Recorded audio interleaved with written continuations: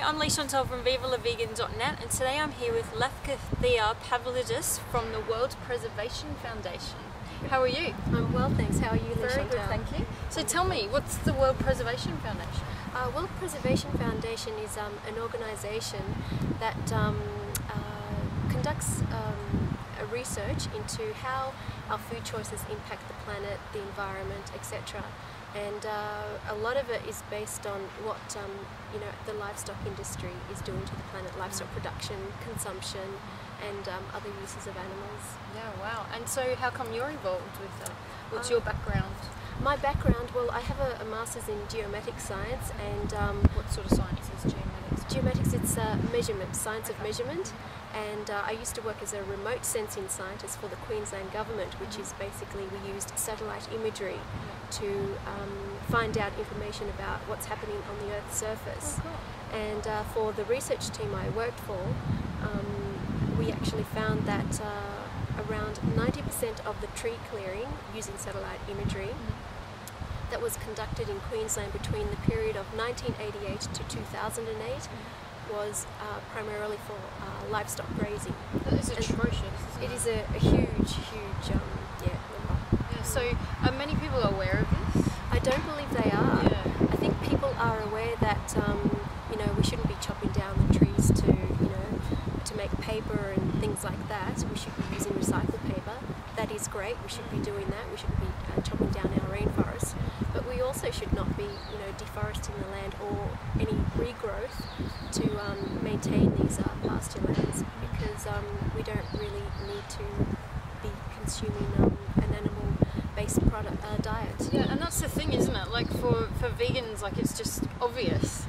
But for so many people, just because you've got all the media manipulation and the dairy and the agriculture industry is just promoting their products so much that so many people don't see that, and it's not promoted. That veganism is easy. You can be healthy. That's right. You can live and not hurt the planet. It's also it's so much better for the environment, and it not just affecting. It doesn't only just affect climate change, because when you have so many ruminant animals, when you're raising so many of them, there's a lot of methane that is produced, and methane is a very harmful gas.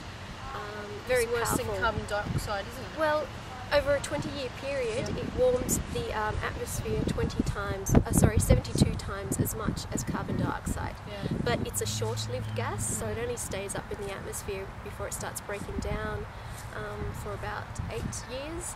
And so that means we can actually have some sort of an impact in the short term, which is what we really need to do.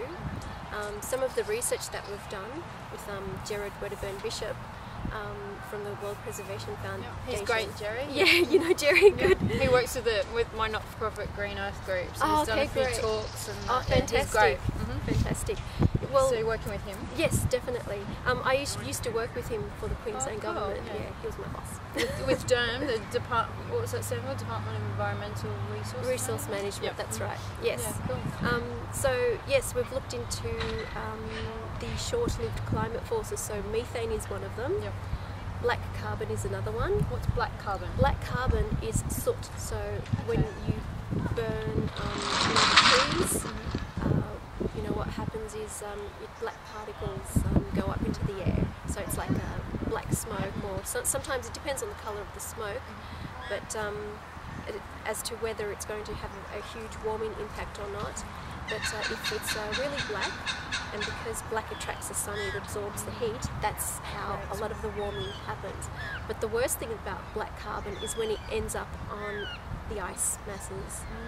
And that has been happening in in the Antarctic Peninsula, just south of South America.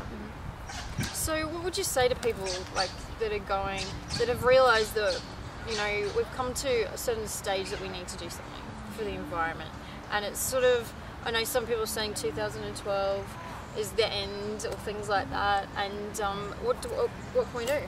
What's an easy thing to do? The easiest thing, especially because it is so urgent at the moment, and the climate scientists are saying that if we don't reduce our emissions now, we are in danger of going over that 2-degree mark that they've set. And if that happens, you know, we'll have worse, you know, weather extremes, you know, more floods, more drought, more cyclonic activity, etc. The easiest thing we can do is just go vegan. Yeah. Adopt That's a plant-based obvious. diet. Do it. And the reason why, and there are studies that actually show this too. One study has shown that compared to a conventional meat diet, an organic vegan diet produces 94% less greenhouse gas emissions. So that's reducing your methane, the black carbon, and the tropospheric ozone as well, and also your carbon dioxide, because you still need to reduce your carbon dioxide emissions as well. So, you know, it's a very easy thing to do, and yeah, I would encourage everyone to try it out. And I mean, we're both vegan. Yeah. You know, we're quite healthy, happy. Yes, yes, for example. We can do it, so can you. Exactly. And so what about for other people that aren't vegan? You know, obviously we think that's a great way, but some people are still stuck in other ways, like, you know, don't use as much water, turn your lights off, things like that. They're still good to do, aren't Of course, they? yeah, do that. But I'll be giving a talk very soon, and it shows that compared to the average household water use, if you're consuming the average beef intake for Australia, you're actually using 40 times more water than you would, you know, taking a shower. Or, so it doesn't matter if you have a 4-minute shower. Yeah. If you're eating animals or animal products, you're still using a lot of water. You're using a lot of the resources. So the plant-based diet is a lighter eco-footprint, and yeah, that is the way we really need to go if we do want to continue living on this planet. And it's healthy, and of course we're not killing our animal friends. Yeah, exactly. There aren't really, I can't see any negatives really. No, it is kinder to the animals, you're right. A way to maybe start people that aren't vegan is there's something called the Vegan Easy Challenge that you're aware of, that Animal Liberation Victoria actually organised. Yes, there is what's called the 30-day Vegan Easy Challenge, and that's happening this November. So from November the 1st to the 30th, challenge yourself to go vegan, and Animal Liberation Victoria will provide you with whatever you need. They've got a website, veganeasy.org, where you can go and sign up. Amazing recipes too. Yeah, there are some great recipes, and you can go on their Facebook page as well and sign up there, and they'll give you tips, and yeah, so it's a lot of guidance. And if you're in Melbourne, I think they're having even a vegan bus tour. Oh, cool! A shopping bus tour. Yeah, maybe I should go to Melbourne for that. Yeah, why not? Why not? But yeah, check out veganeasy.org for more information with that.